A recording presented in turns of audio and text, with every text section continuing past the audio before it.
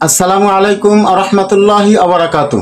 মহরম মাস হিজরি বর্ষের প্রথম মাস। মহরম শব্দের অর্থ সম্মানিত। এই কারণেই এই মাসটি অত্যন্ত গুরুত্বপূর্ণ। এই মাসের 10 তারিখে পবিত্র আশুরা।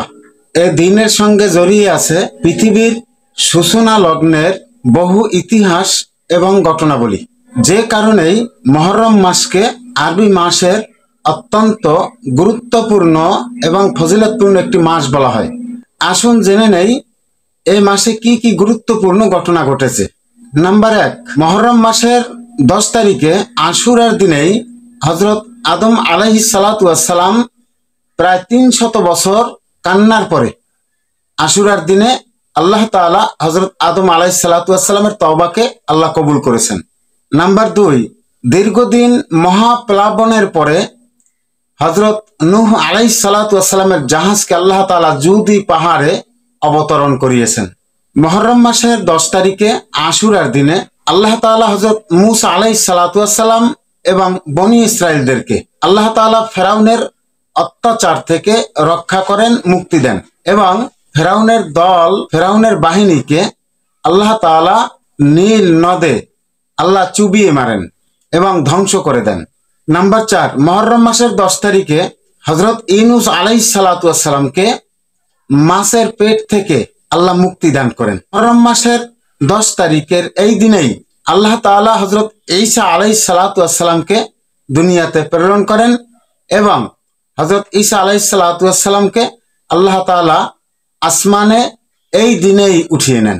নাম্বার 6, শুধু মহরমের রোজা আমরাই রাখি তা নয়, পূর্ববর্তী আম্বিয়া ইকরাম আলাইহিস সালাতু ওয়াস সালামও এই মহরমের এই তারিখে রোজা রাখতেন। নাম্বার 7, রমজানের রোজা ফরজ হওয়ার আগে মহরমের 10 তারিখের আশুরার এই রোজা ফরজ ছিল। যখন মাহে রমজানের রোজা ফরজ হয়েছে, আল্লাহ ফরজ করেছেন, তখন থেকেই আশুরার এই রোজাটি নফল হয়ে যায়।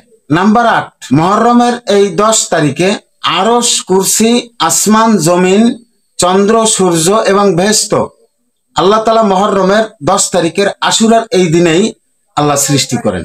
মহরমের 10 তারিখের এই দিনেই আল্লাহ তাআলা আসমান থেকে জমিনে প্রথম বৃষ্টিপাত করেন। নাম্বার 10, মহরমের 10 তারিখের আশুরার এই দিনেই আল্লাহ তাআলা হযরত ইব্রাহিম আলাইহিস সালাতু ওয়াস সালামকে দুনিয়াতে পাঠান এবং ইব্রাহিম আলাইহিস সালাতু ওয়াস সালামকে আশুরার এই তারিখেই আল্লাহ তাআলা অগ্নি থেকে মুক্তি দিয়ে দেন।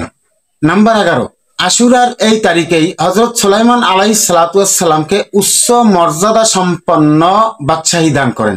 নাম্বার 12, মহরমের 10 তারিখের আশুরার এই দিনেই হযরত ইয়াকুব আলাইহিস সালাতু ওয়াস সালামকে দীর্ঘদিন দৃষ্টিশক্তি হারানোর পরে আল্লাহ তাআলা এই দিনেই দৃষ্টিশক্তি ফিরিয়ে দেন।